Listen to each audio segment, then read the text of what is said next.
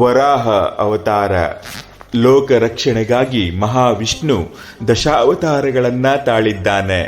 ಧರ್ಮ ಸಂಸ್ಥಾಪನೆಗಾಗಿ ಶ್ರೀಮನ್ನಾರಾಯಣನ ದಶಾವತಾರಗಳಲ್ಲಿ ಮೂರನೇ ಅವತಾರವೇ ವರಾಹ ಅವತಾರ.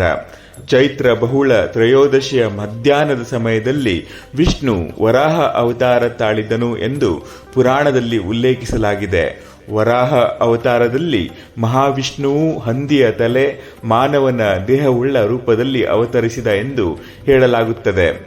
ಪುರಾಣಗಳ ಪ್ರಕಾರ ವೈಕುಂಠದ ದ್ವಾರಪಾಲಕನಾದ ಜಯವಿಜಯರೊಂದಿಗೆ ವರಾಹ ಅವತಾರದ ಕತೆ ಆರಂಭವಾಗುತ್ತದೆ. ಒಮ್ಮೆ ಮಹಾವಿಷ್ಣುವನ್ನು ಭೇಟಿ ಮಾಡಲು 4 ಋಷಿಕುಮಾರರು ವೈಕುಂಠಕ್ಕೆ ಬರುತ್ತಾರೆ. ವೈಕುಂಠದ 7ನೇ ದ್ವಾರದಲ್ಲಿ ಋಷಿಕುಮಾರರನ್ನ ದ್ವಾರಪಾಲಕರಾದ ಜಯ ವಿಜಯರು ತಡೆಯುತ್ತಾರೆ. ಅವರ ಮಧ್ಯೆ ವಾಗ್ವಾದವೂ ನಡೆಯುತ್ತದೆ. ಅವರು ಬ್ರಹ್ಮನ ಮಾನಸ ಪುತ್ರರು ಎಂಬುದನ್ನ ತಿಳಿಯದೆ ದ್ವಾರಪಾಲಕರಾದ ಜಯ ವಿಜಯರು ಅವರೊಂದಿಗೆ ಜಗಳವಾಡುತ್ತಾರೆ. ಕೋಪಗೊಂಡ ಋಷಿಕುಮಾರರು, ನಿಮ್ಮಲ್ಲಿನ ದೈವತ್ವವು ಮಾಯವಾಗಲಿ, ನೀವು ಸಾಮಾನ್ಯರಂತೆ ಭೂಮಿಯ ಮೇಲೆ ಜನಿಸಿರೆಂದು ಶಾಪ ನೀಡುತ್ತಾರೆ. ಕೊನೆಗೆ ದ್ವಾರಪಾಲಕರಾದ ಜಯ ವಿಜಯರಿಗೆ ತಮ್ಮ ತಪ್ಪಿನ ಅರಿವಾಗಿ ಅಹಂಕಾರದಿಂದ ಋಷಿಕುಮಾರರ ಶಾಪಕ್ಕೆ ಗುರಿಯಾದ ಜಯ ವಿಜಯರಿಗೆ ಮಹಾನ್ ವಿಷ್ಣುವು ಒಂದು ಸಲಹೆ ನೀಡುತ್ತಾರೆ. ಹಾಗೆ ನೀಡುವ ಸಲಹೆ, ಭೂಲೋಕದಲ್ಲಿ ನನ್ನ ಭಕ್ತರಾಗಿ 7 ಜನ್ಮಗಳನ್ನೆತ್ತಿ ಮತ್ತೆ ವೈಕುಂಠಕ್ಕೆ ಬರುತ್ತೀರೋ, ಅಥವಾ ಶತ್ರುಗಳಾಗಿ 3 ಜನ್ಮಗಳನ್ನೆತ್ತಿ ಮತ್ತೆ ವೈಕುಂಠಕ್ಕೆ ಬರುತ್ತೀರೋ ಎಂಬ ಸಲಹೆ. ಆಗ ದ್ವಾರಪಾಲಕರಾದ ಜಯ ವಿಜಯರು, ನಾವು ಹೆಚ್ಚು ಕಾಲ ಮಹಾವಿಷ್ಣು ನಿಮ್ಮಿಂದ ದೂರವಿರಲು ಸಾಧ್ಯವಿಲ್ಲ. ಶತ್ರುಗಳಾಗಿ 3 ಜನ್ಮಗಳನ್ನೇ ಎತ್ತಿ ನಾವು ಶೀಘ್ರವಾಗಿ ನಿಮ್ಮಲ್ಲಿಗೆ ಬರುತ್ತೇವೆಂದು ಹೇಳುತ್ತಾರೆ. ನಂತರ ಜಯ ವಿಜಯರು ಹಿರಣ್ಯಾಕ್ಷ ಹಿರಣ್ಯಕಶ್ಯಪವಾಗಿ ಭೂಲೋಕದಲ್ಲಿ ಋಷಿ ಕಶ್ಯಪ ಮತ್ತು ದಿತಿ ದಂಪತಿಗಳ ಮಕ್ಕಳಾಗಿ ಜನಿಸುತ್ತಾರೆ. ಇವರ ದುಷ್ಟತನದಿಂದ ಬ್ರಹ್ಮಾಂಡದಲ್ಲಿ ಅನಾಹುತವನ್ನ ಸೃಷ್ಟಿಸುತ್ತಾರೆ.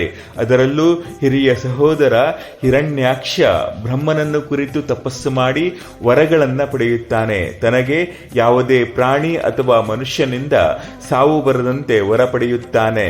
ಬ್ರಹ್ಮನಿಂದ ವರ ಪಡೆದು ಅಹಂಕಾರದಿಂದ ಮೆರೆಯುತ್ತಿದ್ದ ಹಿರಣ್ಯಾಕ್ಷ ಭೂಮಿಯ ಮೇಲಿದ್ದ ಜನರನ್ನು ದೇವತೆಗಳನ್ನು ಹಿಂಸಿಸುತ್ತಾನೆ. ಕಾರಣ, ಹಿರಣ್ಯಾಕ್ಷನಿಗೆ ಇಡೀ ಭೂಮಿಯನ್ನ ತನ್ನ ವಶದಲ್ಲಿ ಇಟ್ಟುಕೊಳ್ಳಬೇಕೆಂಬ ದುರಾಸೆ ಇತ್ತು.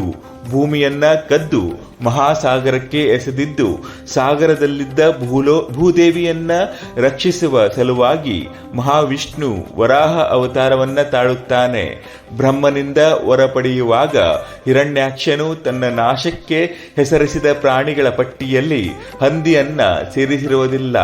ಈ ಕಾರಣದಿಂದಾಗಿ ಮಹಾವಿಷ್ಣುವು ದೊಡ್ಡ ದಂತಗಳ ಹೊಂದಿದ ವರಾಹ ರೂಪವನ್ನು ತಾಳಿ ಘರ್ಜಿಸುತ್ತಾ ಜಲ ಪ್ರವೇಶಿಸಿದ. ಸಾಗರದೊಳಗಿದ್ದ ಭೂಮಿಯನ್ನ ತನ್ನ ಕೋರೆ ಹಲ್ಲುಗಳ ಮಧ್ಯೆ ಹಿಡಿದಿಟ್ಟುಕೊಂಡ. ಕೋರೆ ಹಲ್ಲುಗಳ ಮಧ್ಯೆ ಇರಿಸಿಕೊಂಡೇ ಪೃಥ್ವಿಯನ್ನ ಮೇಲಕ್ಕೆ ತಂದ. ನಂತರ ಹಿರಣ್ಯಾಕ್ಷನನ್ನ ಸಂಹರಿಸಿದ. ಮಹಾವಿಷ್ಣುವಿನ ವರಾಹ ಅವತಾರಕ್ಕೆ ಸಾಕ್ಷಿಯಾಗಿ ಆಂಧ್ರ ಪ್ರದೇಶದ ತಿರುಮಲದಲ್ಲಿ ಶ್ರೀ ವರಾಹಸ್ವಾಮಿ ದೇವಸ್ಥಾನವಿದೆ.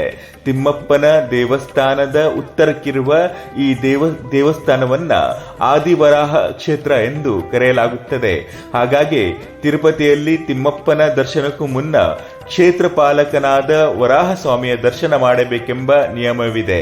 ವರಾಹಸ್ವಾಮಿಯ ದರ್ಶನ ಮಾಡದೆ ತಿರುಪತಿ ಯಾತ್ರೆ ಪೂರ್ಣವಾಗುವುದಿಲ್ಲ ಎಂದು ನಂಬಿಕೆಯೂ ಇದೆ. ಇದು ಶ್ರೀ ವರಾಹಸ್ವಾಮಿಯ ಬಗ್ಗೆ ಒಂದು ಚಿಕ್ಕ ವಿವರಣೆ. ಧನ್ಯವಾದಗಳೊಂದಿಗೆ ನಾನು ನಿಮ್ಮ ಪ್ರೀತಿಯ ಕಿರಣ್ ಮಂಜುನಾಥ್ ಪಾಲನ್ಕರ್.